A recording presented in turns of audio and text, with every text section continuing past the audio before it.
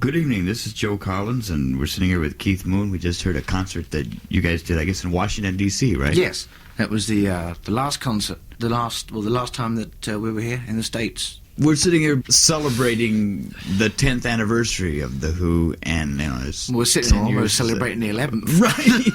And we, when you think back, you know, 10 years is a long time for any group of people to be together as much as you have been. How did it start? Where did you meet? You know, how did the whole thing come together? We were all from roughly the same area in London, and we all used to work under the same agency, and but in different groups. The best group was the Detours, which is what the band was called, which consisted of Roger, Pete, John, and a guy called Doug Sandon. Then they got rid of their drummer, and I got to hear about it through the agency, and so I decided to go down and listen to the band. And I went down to a very small pub, and they were playing. The boys were out there doing a set. I'd had a few drinks, and I decided, well, I'll just steam up on stage and play, and they've never thrown me out since. Probably within the last 10 years, and all the records you've made, is there any one album or maybe even any one cut that stands out in your mind more than others? I think with the as regards to the albums, The Who Sell Out is one of my favourites. As regard to a particular song, it depends what mood I'm in as to what I like to listen to. If you've been working on a project from the ground floor up, you're so involved with it that by the time it's out and it's done, finished, you're on to the next one. It's only in retrospect that it's very difficult for me to talk objectively about a song that I've been very closely involved with on a creative level, drumming with and singing with and just being part of, just going through the whole process, mixing it and doing all this. But they still surprise me. There's lots of songs that I play, especially on when now we've got this new release thing, the Magic Bass, My Generation, stuff that I haven't heard for years, you know, and that really surprises me, some of the stuff on there. It's like when you think of the Beatles and the Stones, and you look back and you look at, you know, who influenced them. Of course, Paul and John always refer to people like Elvis and the Everly Brothers and Chuck Berry. The Stones were into Chuck Berry and Muddy Waters and those people. Yeah. Who were your early influences? Personally, mine were Jan and Dean, Beach Boys, Spectre, California music. They were my influences. Roger's influences and Pete's influences tended to lean more heavily into the blues scene, into Muddy Waters, into that sort of Sonny Boy Williamson. John Entwistle, I really don't know. I think John Entwistle was really into his solo albums even then.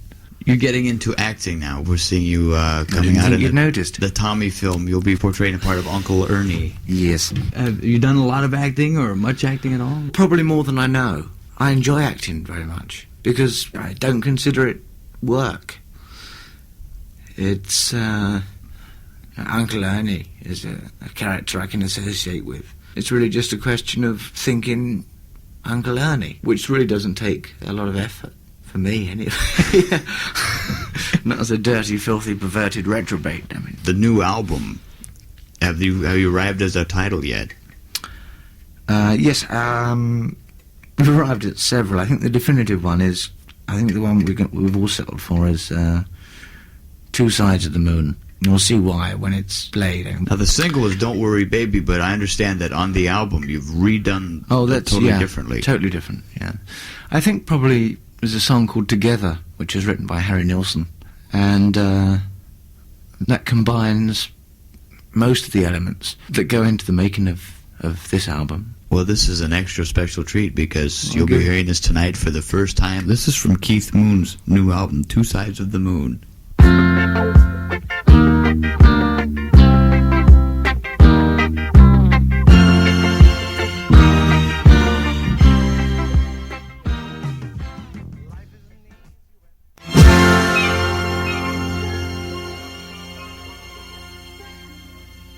Okay, that was the Harry Nilsson tune called Together. What inspired you to do that tune? Well, it was one of my favourite Harry Nilsson albums. It was Pandemonium Ballet, Aerial Ballet, and Together was sort of squeezed in between a couple of tracks, and I loved that song, and I just wanted to do my own version of it. So I'm very pleased with it. I'm very proud of that. We're sitting here talking with Keith Moon, who is nice enough to be with us tonight following this King Biscuit Flower Hour of the Washington, D.C. concert with The Who. This other tune on the album that you really like is the John Lennon tune called Miss L. What's the story behind that? Well, when I was getting all the tunes together, I had a list of all my favourite songs, and I realised that what I was going to end up with was a collection of early 1960s. So Mal Evans spoke to John, and I spoke to John, and we just said, "John, you got a spare song on you?" He said, "Sure, I'll send one over." And the song he sent over was Miss L. Well, this is from the new album, and Keith Moon with a Lennon tune, Miss L.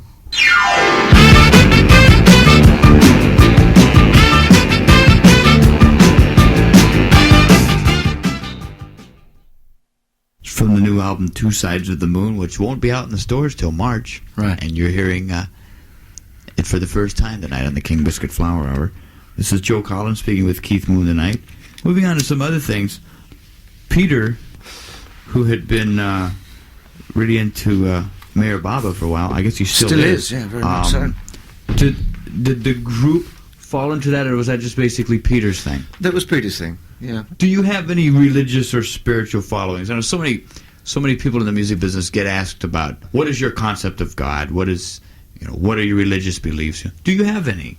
Yeah, Cavossier. All right, moving on to other things. Dave. Okay, Joe. Now we're getting down. Sorry you asked that. No, I'm not sorry. It's just a little more insight into you. Before we close, I guess we should get to Odds and Sods. We've been talking about the new album, but Odds and Sods, which is doing quite well. How did that come about? Because actually they're tunes like 6, 8, 10 years old. John found the tracks.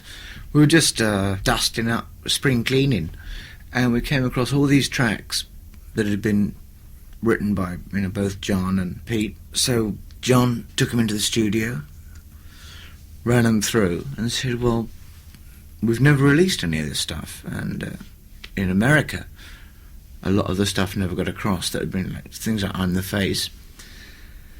When we were the high numbers when we did that one. Before we changed." And then we had this manager that said, "Change your name to the high numbers." So we did, and we did I'm the Face, Suit.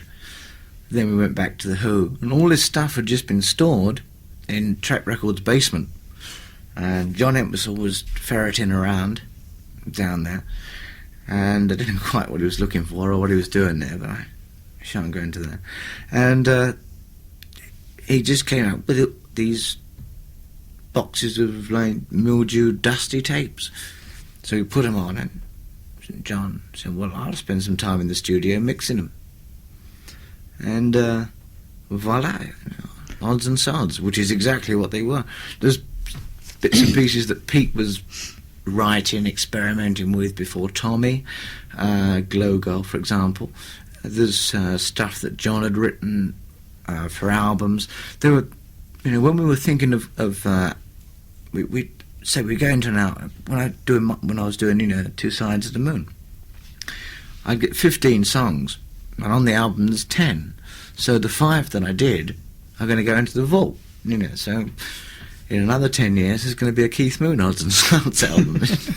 But none of the tunes on Odds and Sods were actually redone. They were just like remixed. They were just remixed, yeah. But you didn't really go back into the studio to redo any of them. No. All that everything was done. They were completed versions of. They were completed, and at that time mixed. But of course, with our own studio and the technical advancement over the last 10 years, they had to be remixed because the quality was fairly abysmal. Oh, of course. They were a lot of them were recorded in only 2 tracks and garages and the back of back of my car. So we had to take it back in the studio and doctor them. What is in the future for the Who, as a group again? Well, when I get back to England, we're doing Pete's been working on a new album. Pete's been writing. We've got a tour lined up of this country. We've got to get the Tommy film finished, and that will be out around Easter sometime. After that, we've got a tour planned and a new album. So that's really what I'm going to be doing. That's my plans, as far as I know. I really have been just stuck in the studio underground. I've been in like bunker number 3 for 2 months. So I've not got the information on dates and things yet. I just know there's projected tours and there's a projected album, which we start at the beginning of 75. This has been Joe Collins. And this will be Keith Moon. On the King Biscuit Flower Hour, wishing everyone a Happy New Year. Should we say that in unison? Of course. Happy New Year! Yeah!